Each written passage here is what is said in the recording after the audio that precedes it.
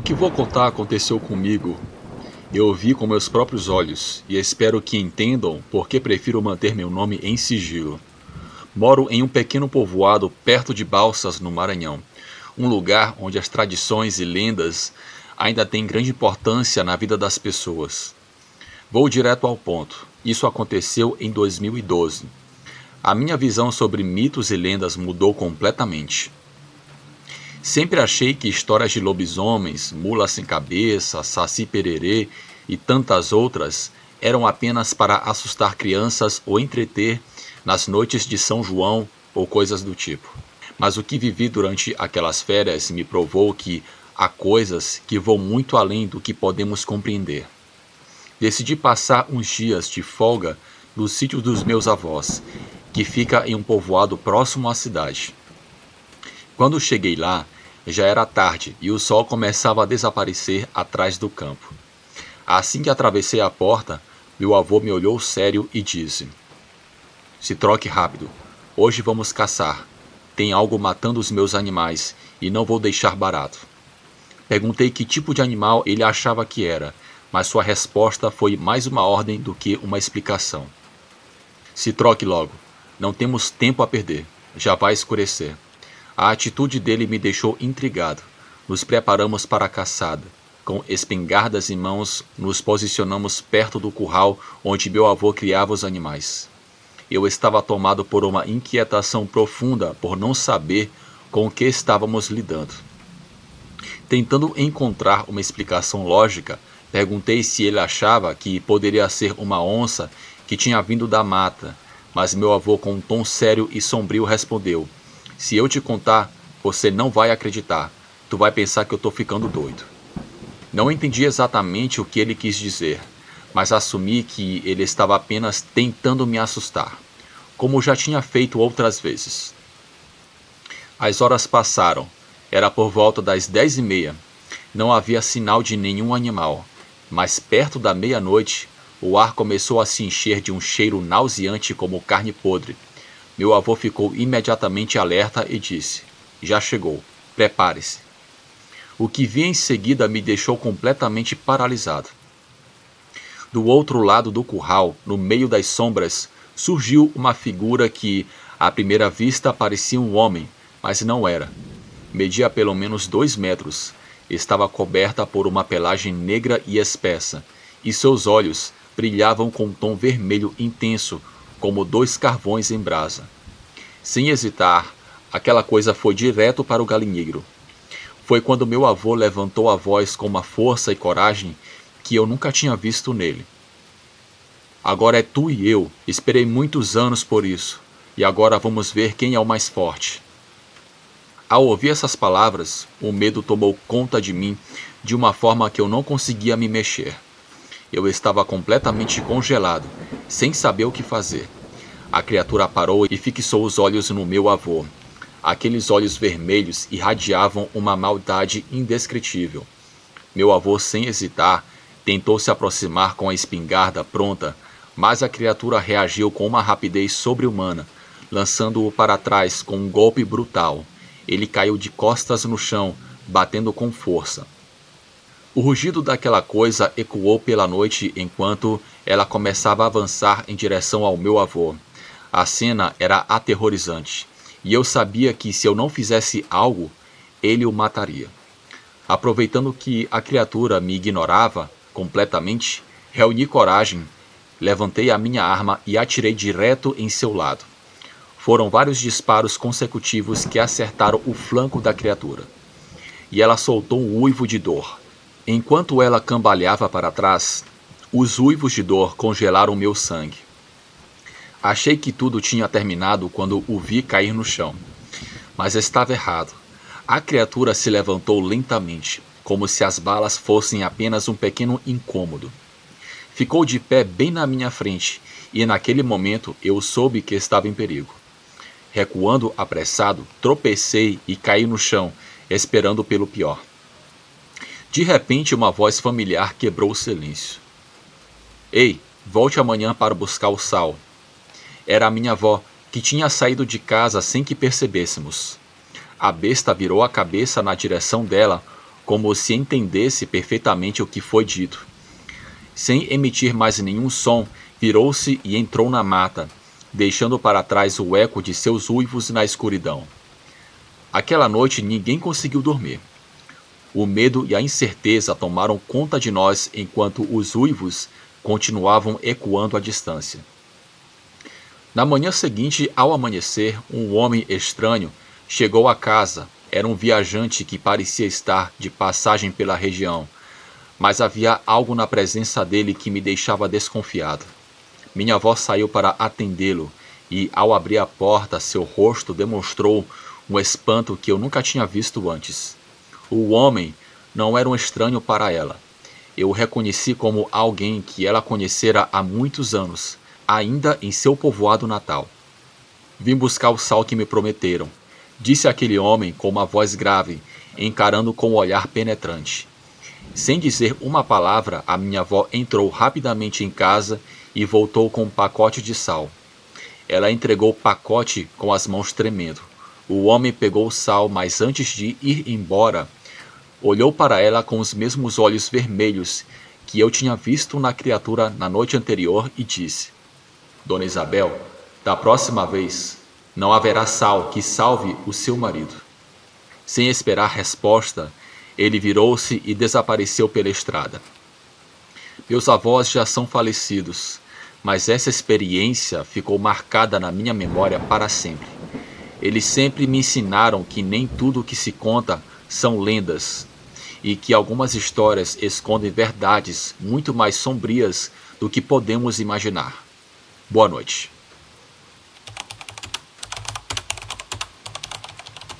Olá, meu nome é Lucas. Não vou mencionar o nome do lugar onde eu moro para evitar problemas. Viemos para cá quando eu tinha 15 anos, depois que a minha mãe enfrentou sérios problemas pessoais em nossa cidade natal. Agora tenho 20 anos e trabalho como enfermeiro em uma clínica local. Quero contar uma experiência aterrorizante que vivi no passado aqui nessa cidade. Depois de um dia cansativo no trabalho, cheguei em casa por volta das 5 horas da tarde. Minha mãe, uma mulher forte e dedicada, estava sentada na porta de casa lendo a sua Bíblia, como de costume. Ela trabalhava incansavelmente lavando e costurando roupas para que pudéssemos nos sustentar. Sentei-me ao lado dela e começamos a conversar. As 20 horas passaram, e quando olhei no celular era mais ou menos 20h45. Perguntei sobre meu irmão mais novo, que não tinha visto ele desde que cheguei. Minha mãe explicou que ele tinha saído para fazer um trabalho na escola na casa de um amigo. Ele e os outros 2 colegas tinham tido problemas na aula, e como castigo, a professora deu um projeto que eles precisavam terminar juntos. Preocupado com a hora, perguntei quando ela achava que meu irmão voltaria. Minha mãe disse que não deveria demorar, mas pediu que eu fosse buscá-lo para garantir que chegasse bem em casa. Meu irmão sempre teve muito medo, especialmente de criaturas. Segundo rumores, rondava no povoado uma criatura aterrorizante. Diziam que essa criatura já havia perseguido algumas pessoas, mas a polícia nunca encontrou rastros ou evidências de sua existência. Alguns acreditam que era algo sobrenatural, enquanto outros acham que poderia ser um animal selvagem. Às 21 horas, decidi ir buscar meu irmão. O caminho até a casa do amigo levaria cerca de 10 minutos. Enquanto caminhava pelas ruas, notei que as pessoas fechavam suas portas com pressa, e aqueles que estavam fora corriam para voltar para casa. Até a mercearia grande do povoado, que costumava ficar aberta até tarde, já tinha fechado antes do horário habitual. Continuei caminhando até chegar à casa do amigo do meu irmão. Parei na calçada, bati palmas para anunciar a minha chegada e chamei o meu irmão. Enquanto esperava, olhei para o céu e vi que estava nublado, embora ainda fosse possível distinguir a luz brilhante da lua cheia. Um vento fresco acariciava minha pele, trazendo uma estranha sensação de inquietação. As portas e as janelas da casa estavam trancadas. Chamei novamente e dessa vez meu irmão apareceu acompanhado pelos pais do amigo. Notei imediatamente que eles tinham expressões de medo, e seus rostos refletiam uma preocupação genuína. Disseram que tinham ouvido rumores de que a criatura havia sido vista nas proximidades, perto da loja do vilarejo, por volta das 8 horas da noite, o horário exato em que eu tinha passado por lá. Agradeci o aviso, ainda que relutante em acreditar, e comecei a caminhada de volta para casa com meu irmão. Enquanto andávamos, não conseguia evitar questionar como algo tão absurdo podia fazer sentido. Comentei com meu irmão que provavelmente as pessoas estavam exagerando os rumores. Ele não respondeu, apenas me olhou com uma expressão que aumentou ainda mais a minha inquietação. Seguimos até nos aproximarmos da loja do povoado. Foi então que um cheiro nauseante invadiu o ar, como se algo estivesse apodrecendo. Ao mesmo tempo, ouvimos barulhos altos, vindos de um matagal próximo. No começo pensei que fosse um animal, mas os sons eram diferentes e perturbadores. Era o som de galhos secos se quebrando sob o peso de algo grande. Eu e meu irmão nos olhamos alarmados. Peguei o celular para ver as horas e era mais ou menos 9h30 da noite. Falei para ele se apressar, mas antes que eu pudesse terminar a frase, um estrondo enorme ecoou atrás de nós. Ambos nos viramos e ficamos paralisados. Uma sombra gigantesca e grotesca projetava-se do lado de fora da loja. Observando melhor, distinguimos uma silhueta assustadora, muito maior do que um animal que eu já tinha visto. Meu corpo congelou completamente, mas em um ato de desespero, eu gritei para o meu irmão: "Corre!"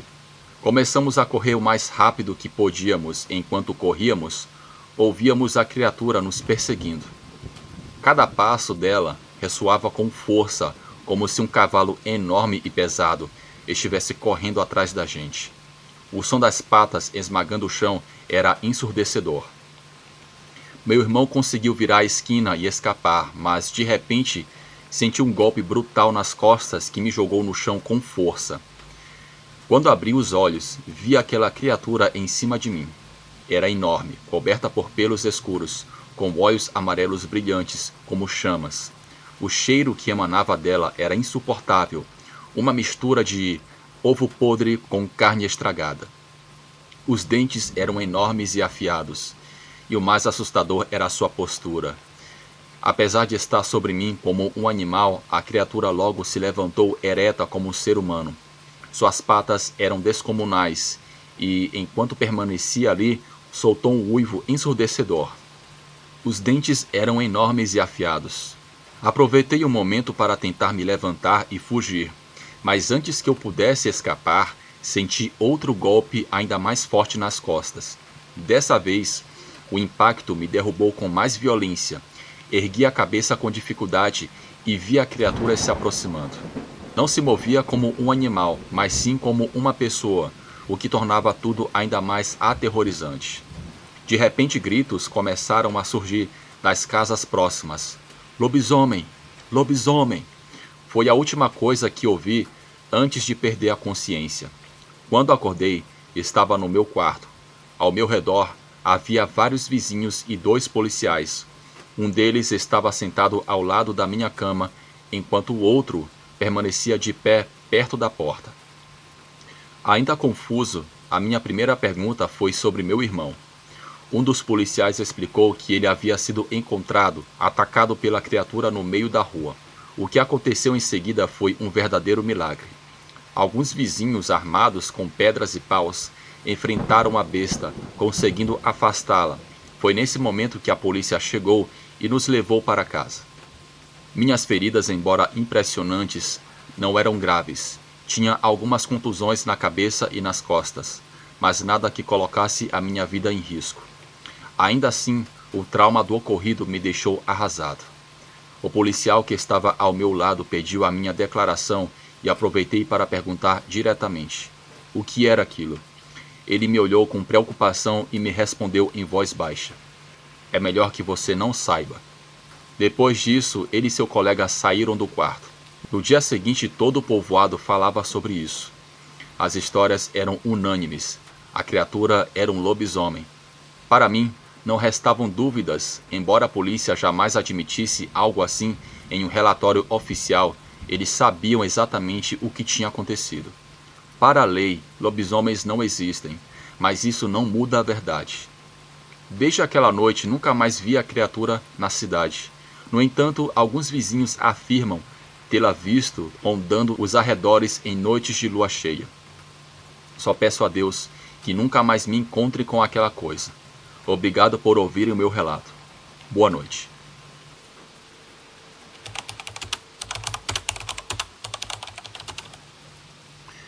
Quando eu tinha 14 anos, meu avô morreu de câncer em uma das salas da casa dos meus avós. Por vários anos depois disso, começamos a sentir um aroma de rosas e loção de bebês. Eu costumava esfregar os pés do meu avô com loções para bebês quando ele estava doente. Então isso não era coisa da minha imaginação. Outras pessoas também sentiam esses aromas, incluindo o novo namorado da minha avó, que não fazia ideia da história e nem sabia que alguém havia morrido naquela casa. Para mim, aquilo parecia algo paranormal, mas ao mesmo tempo muito bem-vindo. Eu não sentia nada de negativo em relação a isso. Havia até momentos em que a campainha tocava aleatoriamente enquanto falávamos sobre o meu avô, mas ninguém estava na porta. No entanto, nos últimos 2 anos, as coisas começaram a piorar.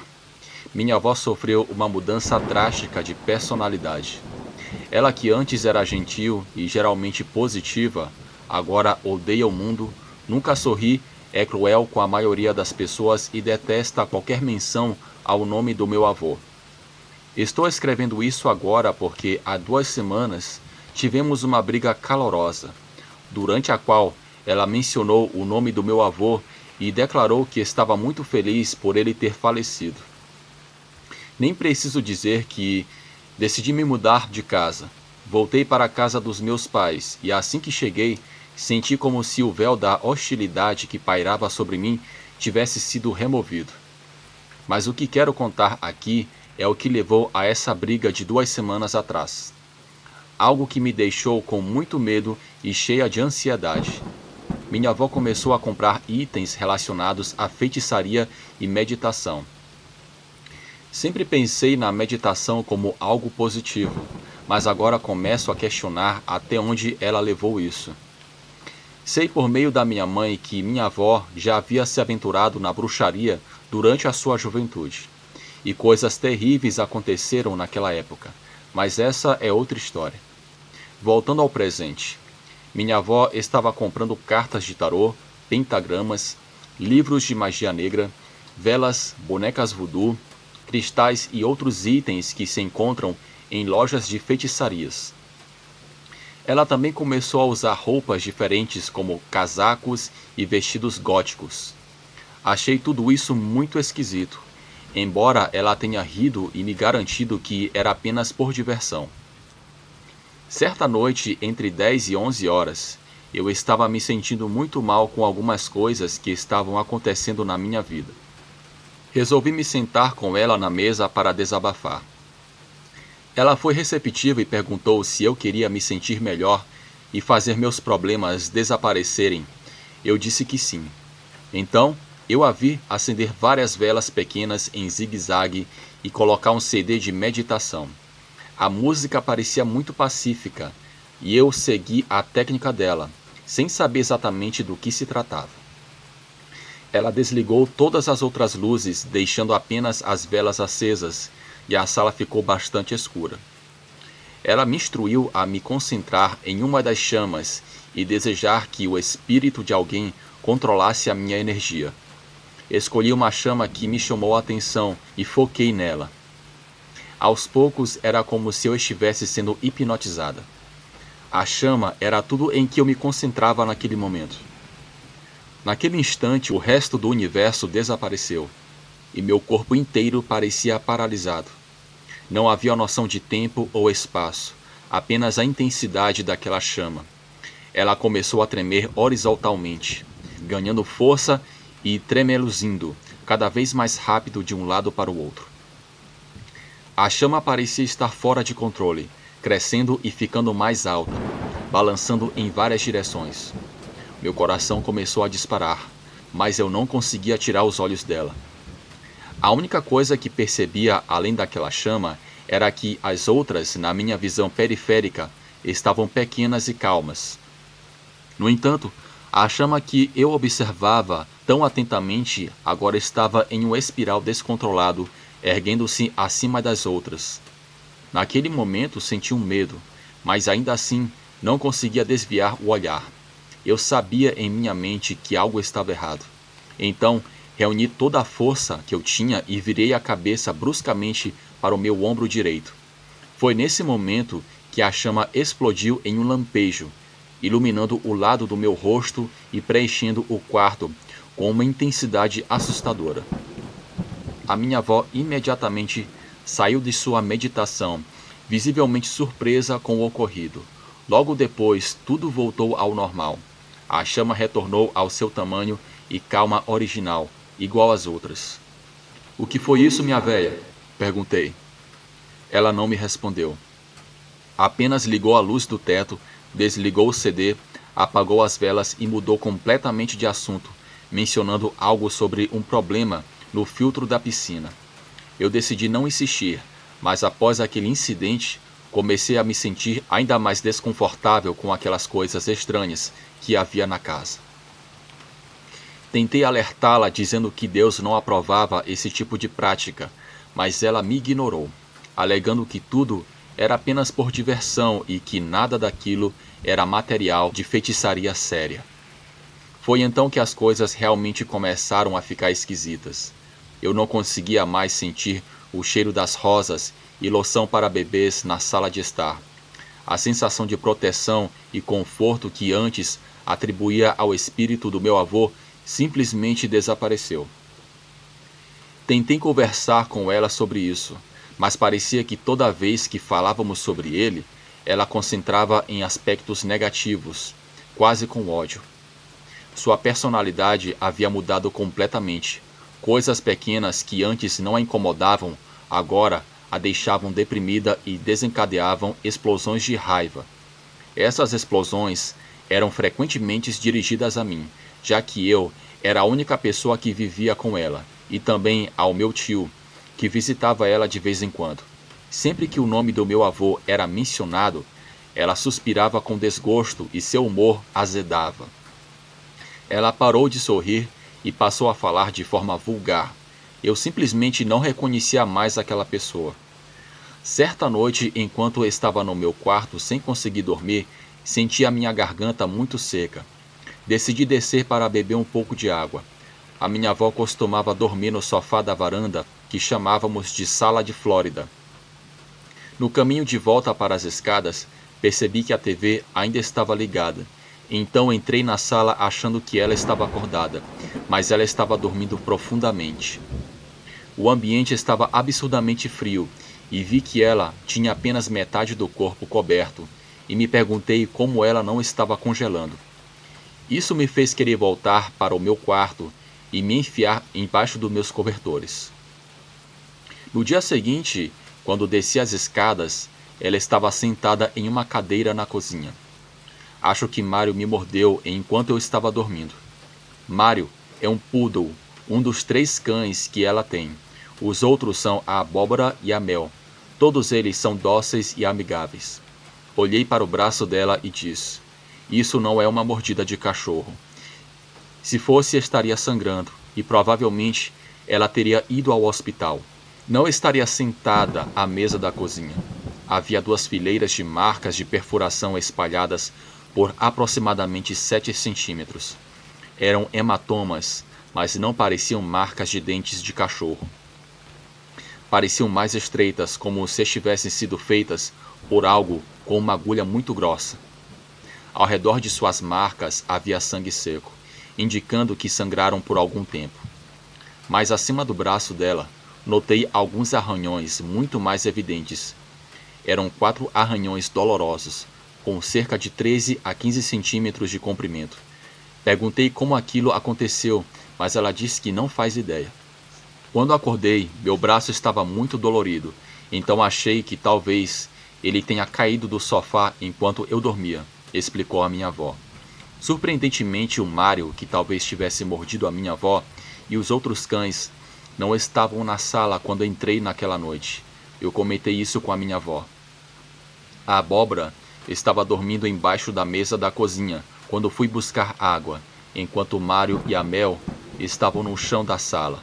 Contudo, o que estava acontecendo naquela casa, comecei a considerar a possibilidade de que aquela mordida pudesse ser algo sobrenatural. Eu já estava tendo maus pressentimentos há meses. Ouvia ruídos estranhos, passos que ninguém parecia estar dando, e sentia rajadas de ar gelando sem motivo aparente. Agora, com evidências físicas de algo maligno, fiquei ainda mais convencida de que, se fosse sobrenatural, não era algo bom. As marcas de mordidas e arranhões me indicavam que o que quer que fosse estava carregado de energia negativa e perigosa. Isso foi suficiente para me fazer ter uma conversa séria com a minha avó. Alguns dias depois desse incidente, abri meu coração para ela. Falei sobre a energia negativa que sentia, o mal-estar crescente e o pressentimento ruim de que, quando vi o braço dela machucado, esperava que ela descartasse meus sentimentos e me tranquilizasse, dizendo que não havia nada de ruim na casa. Mas, para minha surpresa, ela ficou em silêncio por alguns segundos antes de dizer que havia algo que queria me mostrar. Subimos até o topo da escada, na sala de jogos, e fomos até a sala de pó. A sala de pó é um pequeno banheiro quadrado com apenas um vaso sanitário e uma pia. Ao lado da parede direita da entrada, há um recanto onde minha avó mantinha uma lâmpada sobre um pano de renda. Abaixo desse recanto, havia um pequeno tabuleiro pintado, com um pouco mais de 30 centímetros, que eu conhecia desde criança. O tabuleiro era curioso. Tinha pequenos buracos que formavam uma estrela. Quando criança, achava aquilo interessante, mas ao olhar para onde o tabuleiro costumava estar, percebi que ele havia desaparecido. A minha avó disse que o encontrou quebrado e imediatamente pensei que ela tivesse perdido a cabeça. Isso é um pentagrama, eu disse, enquanto me ajoelhava para olhar o espaço vazio onde ficava o tabuleiro. Foi então que ela me pediu para ver o que estava atrás do recanto. Todos os pelos do meu corpo se arrepiaram. Eu retirei 2 objetos, uma Bíblia satânica e um amuleto de pentagrama. O amuleto de metal era muito velho, estava enferrujado e empoeirado, embora parecesse que minha avó já o havia limpado há pouco tempo. Não conseguia tocá-los por muito tempo. Acabei deixando-os cair no chão e saí correndo da casa o mais rápido que pude. Cerca de 10 minutos depois, já mais calma, voltei para dentro e comecei a discutir com ela. Perguntei o que havia acontecido para que ela decidisse destruir o tabuleiro. Foi então que ela explicou que havia percebido o que aquilo significava. Segundo ela, sentiu uma energia ruim e decidiu destruí-lo. E foi nesse momento que encontrou a Bíblia satânica e o amuleto. Concordamos que todas as coisas de bruxaria que ela havia comprado precisavam sair da casa. Não fazia sentido que itens satânicos estivessem escondidos atrás daquele tabuleiro para começo de conversa.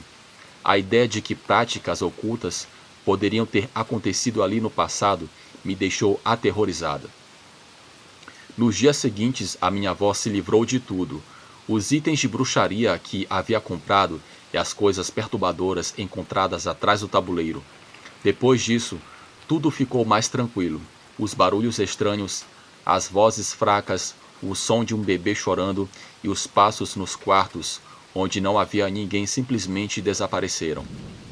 Naquela noite fazia muito frio. Minha avó e eu estávamos na cozinha, esfregando os braços para nos aquecermos. Ela me disse que estava prestes a tomar um banho no banheiro do andar de baixo e iria para a cama em seguida. Eu faria o mesmo depois dela.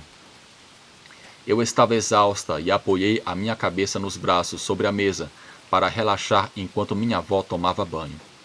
Cerca de 10 minutos depois, ela subiu as escadas enrolada em uma toalha, com o cabelo cheio de espuma e segurando o pescoço.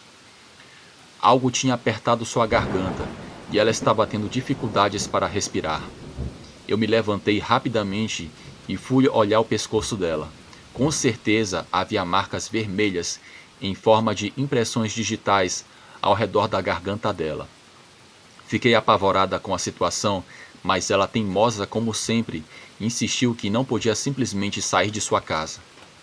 Eu não vou me levantar e sair do meu próprio lar, disse ela. Porém, essa foi a gota d'água. Passei a me ver constantemente orando para afastar espíritos malignos e procurando freneticamente por respostas e soluções, mas as coisas só pioravam. Minha avó começou a acordar com hematomas nos braços e nas pernas, e não tinha explicações para eles. Seu comportamento, que estava difícil, tornou-se ainda pior. Ela parecia outra pessoa, e eu passei a evitá-la a todo custo. Saía de casa sempre que podia, mas toda vez que colocava os pés de volta lá, aquele mesmo sentimento pesado e terrível me dominava. O sino da porta, que antes trazia uma sensação de conforto e segurança, agora tocava sem motivo algum. O cheiro de rosas desaparecera completamente. O que restava era apenas rajadas geladas de ar e ruídos inquietantes. As coisas começaram a piorar para mim também. Durante a noite, eu acordava com arranhões inexplicáveis nas pernas. Mesmo sem dificuldades para dormir, certa manhã, ao tomar banho, notei várias contusões pelo meu corpo. Então, 2 semanas atrás, tivemos uma briga. Ela disse palavras que eu nunca imaginei que ouviria de sua boca. Por mais que me doesse, percebi que não podia ajudar alguém que não queria ser ajudada. Aquela foi a última noite em que falei com ela. Atualmente estou morando com os meus pais. Espero que minha avó busque ajuda profissional para abençoar aquela casa. Tudo o que aconteceu abalou profundamente minhas crenças, mas também me deu um novo respeito pelo mundo espiritual e a importância de viver uma vida mais conectada com o bem. Deixo aqui esse relato como um aviso. Nunca abram portas que possam se arrepender de cruzar. Não deem ao mal qualquer sinal de que ele é bem-vindo. Espero que tenham gostado do meu relato. Desejo a vocês uma boa noite.